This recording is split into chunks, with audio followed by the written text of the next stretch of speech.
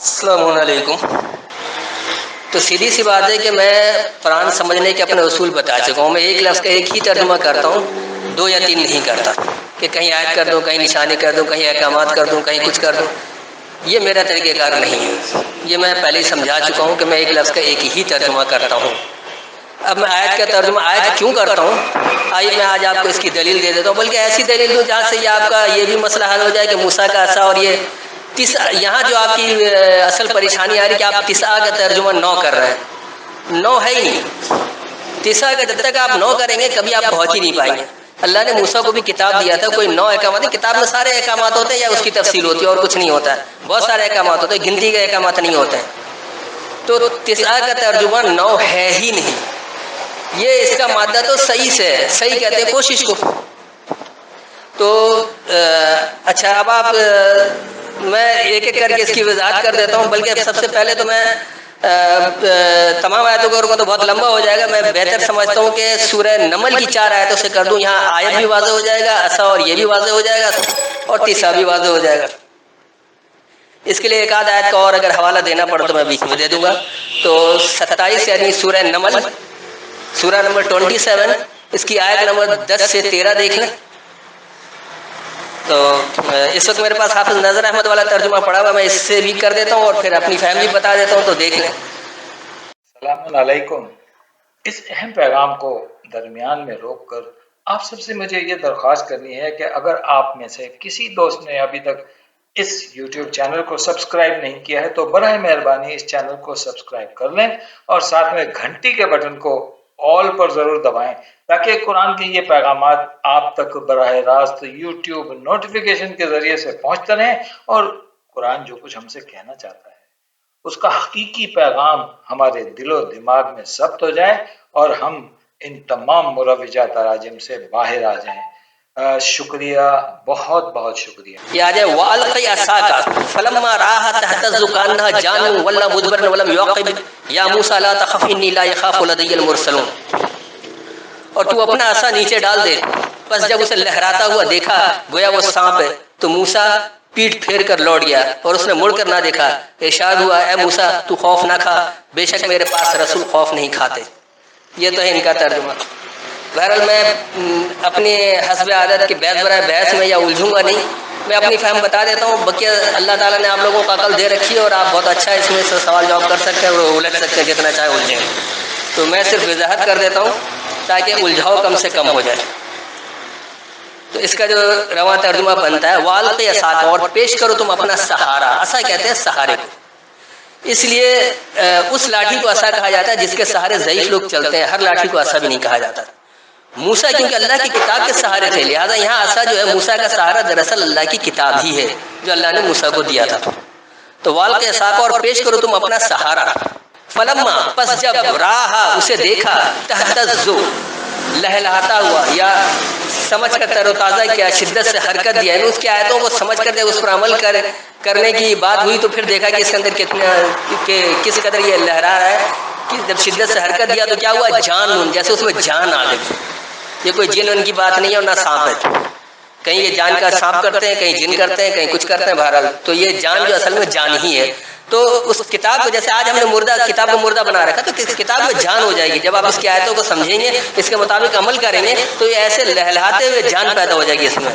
وَلَّىٰ مُدْبِرًا، تو وہ پھرا پیٹھ پر، پلٹا پیٹھ پر، وَلَمْ يُعَقِّبْ، اور یہ انجام تو ہے ہی نہیں جو اللہ انجام بتا رہا ہے کہ یہ عمل کرو گے یہ نتیجہ نکلے گا، تو یہ نتیجہ تو آ ہی نہیں رہا سامنے کیونکہ وہ عمل ہی نہیں کر رہے۔ اصل دیکھنا یہ تو یا موسیٰ لا تخف، اے موسیٰ تم خوف نہیں کرو، انی لا یخاف لدی المرسلون، بے شک میرے پاس سے میرے مراسلہ دینے والے خوف نہیں کھاتے، یعنی میں خوف نہیں دلاتا ہوں جو میرے پاس سے مراسلہ دیتا ہے، جو میرے مراسلے کو آگے بڑھا رہا ہے۔ بات یہاں بھی مراسلے کی چل رہی ہے، اللہ کی کتاب کی بات چل رہی ہے، اس سے بھی واضح ہو رہا ہے کہ ایسا جو ہے اصل میں مراسلہ ہی ہے۔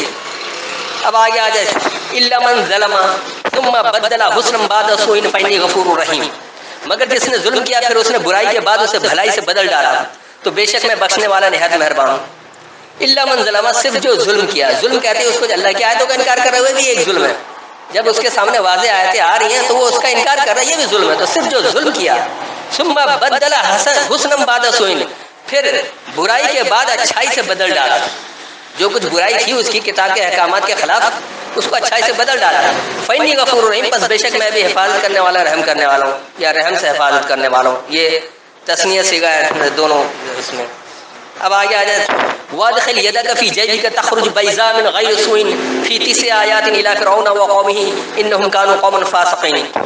اور اپنا ہاتھ اپنے گریبان میں ڈال، وہ کسی عیب کے بغیر سفید روشن ہو کر نکلے گا 9 نشانیوں میں سے یہ 2 معجزے لے کر. فرعون اور اس کی قوم کی طرف جا، بے شک وہ نافرمان قوم ہے. اول تو یہاں معجزہ ہی نہیں اور نہ 9 ہے، یہ زبردستی سب کچھ بنایا ہوا. تو بہرحال دیکھیں وادخل یدک، اور داخل کرو اپنی قوت کو. ید کہتے ہیں قوت کو، تو داخل کرو اپنی قوت کو فی جیبک، اپنے جیب میں. جیب جو ہے جیب سے نکلا ہے، یعنی اپنے ضمیر سے پوچھو، اپنے دل سے پوچھو. تو یہ آپ گریبان بھی کہہ سکتے ہیں، جیسے کہتے ہیں کہ اپنے گریبان میں جھانکو، تمہارا کیا کردار ہے، دوسروں پر انگلیاں اٹھا رہے ہو، اپنے گریبان میں تو جھانکو. تو یہ اس گریبان کی بات ہو رہی ہے، یہ نہیں کہ صرف آپ نے کالے کے اندر جھانکا اور بات ختم ہو گئی. تو داخل کرو اپنی قوت کو اپنے گریبانوں میں، یعنی اپنے ضمیر میں. تخرج بیضاء، تو نکلے گا واضح، من غیر سوء، علاوہ برائی کے.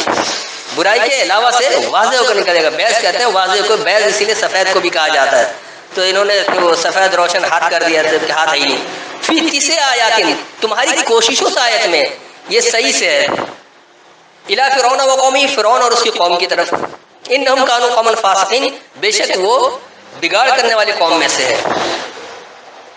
فلما جاءتهم آیاتنا مبصرۃ قالوا ھذا سحر مبین، پھر جب ان کے پاس آئیں آنکھیں کھولنے والی ہماری نشانیاں، وہ بولے یہ کھلا جادو. فلما جاءتهم، پس جب ان کے پاس آ گئی آیاتنا ہماری آیتیں، یہ کتاب کی آیتیں ہیں، مبصرۃ جس میں بصیرت جمع ہے، بصیرت والی آیتیں. پس جب ان کے پاس ہماری بصیرت والی آیتیں آ گئی، قالوا انہوں نے کہا ھذا سحر مبین، یہ تو واضح سحر ہے، یہ واضح باطل کو حق ثابت کر رہا ہے. سحر کہتے ہیں باطل کو حق ثابت کرنا، بولتی بند کر دینا، کسی کی زبان بند کر دینا، یعنی اتنے مدلل انداز میں بات کرے کہ اگلا حق پر بھی ہے وہ خاموش ہو جائے. تو یہ ہے. اب آپ کو سمجھ میں آ گیا کہ میں آیت کا ترجمہ آیت کیوں کرتا ہوں. یہاں بالکل واضح ہو رہا ہے کہ یہ آیتیں اللہ اپنی کتاب کی آیتوں کی بات کر رہا ہے جس میں بصیرت جمع ہے. اسی طرح 9 کا میں نے 9 کے بجائے صحیح کیوں کوشش کیا، اس کے لیے بھی آپ آیت دیکھ لیں، سورہ نمبر 20 یعنی سورہ طٰہٰ. آپ اس کی میں پوری آیتیں نہیں پڑھوں گا، وہ وقت زیادہ چلا جائے گا. تو آپ اس کی آیت نمبر 15 دیکھیے، یہاں پر ہے لِتُجْزَىٰ كُلُّ نَفْسٍ بِمَا تَسْعَىٰ، ہر ایک نفس کو جو اس نے کوشش کی جزا دیا جائے گا. تسعیٰ کا یہاں انہوں نے خود کوشش کیا ہے، یہاں انہوں نے 9 نہیں کیا. اسی طرح اسی سورہ طٰہٰ میں آیت نمبر 20 ہے فَأَلْقَىٰ فَإِذَا هِيَ حَيَّةٌ تَسْعَىٰ، یہاں یہ ترجمہ کرے کہ اس نے ڈال دیا تو ناگا وہ دوڑتا ہوا سانپ بن گیا، یہاں تسعیٰ کا سانپ کر دیا. یہاں سے وہ کوشش بھی گئی اور وہ بھی گیا، بلکہ اب یہ انہوں نے دوڑتا ہوا کر دیا اور حیتن کا سانپ کر دیا. یعنی کوئی سر پیر نہیں ہے، جہاں جو مرضی ہے وہ ترجمہ کر دو اپنی روایت اپنی باتوں کو فٹ کرنے کے لیے. اگر ہم نے آیت کا ترجمہ کمانڈ کر دیا تو ہر جگہ کمانڈ بنانے کے لیے اپنی مرضی تھوکتے رہو، ایسا کچھ نہیں ہے. اللہ اپنی آیتوں کو ہی آیت کہہ رہا ہے، اپنی کتاب کی آیتوں کو. کتاب کی آیتوں میں ہی احکامات ہیں، ان احکامات پر آپ عمل کریں گے تو وہ کتاب کی آیتوں سے آ رہا ہے. احکامات کو اللہ نے 9 یا 10 گنتی کر کے نہیں بتایا، کوششوں سے آپ احکامات سمجھیں گے. اس کے اندر 9 ہے، 10 ہے، 12 ہے، 15 ہے. پوری کتاب جو ہے وہ احکامات یا اس کی تفصیل 2 ہی ہے، یا تو احکامات والی آیت ہے یا متشابہات یعنی اس کی تفصیل ہے، اس سے ملتے جلتے ہیں، اسی کی ہے. تو میرے خیال میں یہ بھی بات سمجھ میں آ گئی ہوگی کہ تسعیٰ جو صحیح سے ہے یہ کوشش ہے، تمہاری کوشش سے آیتیں واضح ہوں گی. جیسے آج بھی قرآن موجود ہے، اگر آپ مترجم کو پڑھیں گے آپ کو بات کچھ نہیں سمجھ میں آئے گا. کہانی قصہ بنا رکھا ہے جس کا ہدایت سے کوئی تعلق نہیں. اگر سانپ بن بھی گیا اور ہاتھ سے واضح نکل بھی گیا، آج ایسا ہو نہیں سکتا، نہ قیامت تک ہوگا. تو یہ بیکار فضول آیتیں جو اللہ نے قرآن میں ڈال رکھی ہیں. تو اس کو دیکھیں، اس کو سمجھیں کہ کس لفظ کا کیا ترجمہ صحیح بننا چاہیے. یہ نہیں کہ ہم نے جو سمجھ لیا بس اسی کو فٹ کرنا ہے. ہم نے آیت کو اگر کمانڈ سمجھ لیا تو کمانڈ ہی ہر جگہ ترجمہ کریں، ایسا ممکن نہیں ہے. آپ اللہ کی آیتوں کا پابند نہ کریں، یہ وسیع مفہوم میں ہے. تو جہاں جس طرح کی بات ہو رہی ہے اس کو اسی طرح لائیں. آیتیں اللہ کی کتاب کی آیتیں، کتاب کی آیتوں میں ہی احکامات ہیں، اس میں کمانڈ ہے، آپ اس کے مطابق عمل کریں، بات وہی آئے گی. تو یہ وسیع مفہوم ہے، اس کو کمانڈ بنا کر ایک مختصر نہیں کر دیں، اللہ کی بات کو محدود نہیں کریں. میں ایک بار صرف ان 4 آیتوں کا رواں ترجمہ کر دوں تاکہ بات زیادہ واضح ہو جائے، اور بس یہیں ختم کرتا ہوں ورنہ طویل گفتگو ہو جائے گی. تو یہ سورہ نمل کی آیت 10 سے 13 تک کا. اور اپنا سہارا پیش کرو، بس جب اسے لہلہاتا یعنی سمجھ کر تر و تازہ کیا تو دیکھا جیسا کہ اس میں جان ہے. پیٹ پھیرا اور یہ انجام نہیں ہے. اے موسیٰ تم خوف نہیں کرو، بے شک میرے پاس سے مراسلہ دینے والوں کو مجھ سے خوف نہیں ہوتا. صرف جو کوئی ظلم کیا تھا پھر برائی کے بعد سے اچھائی سے بدل دے، پس بے شک میں حفاظت کرنے والا رحم کرنے والا ہوں۔ اور تم اپنی قوت اپنے گریبان میں داخل کرو تو برائی کے علاوہ سے وہ صاف یعنی واضح نکلے گا۔ فرعون اور اس کی قوم کی طرف آیتیں تمہاری کوشش میں ہیں، بے شک وہ فاسقین یعنی بگاڑ کرنے والی ایک قوم ہے۔ بس جب انہیں ہماری بصیرت بھری آیتیں آئیں، انہوں نے یہ کہا یہ واضح سحر یعنی باطل کو حق ثابت کرنا ہے۔ تو میرے خیال میں یہ وضاحت ہو گئی ہوگی کافی ہے، پھر بھی کچھ پوچھنا ہو تو پوچھ سکتے ہیں۔ السلام علیکم۔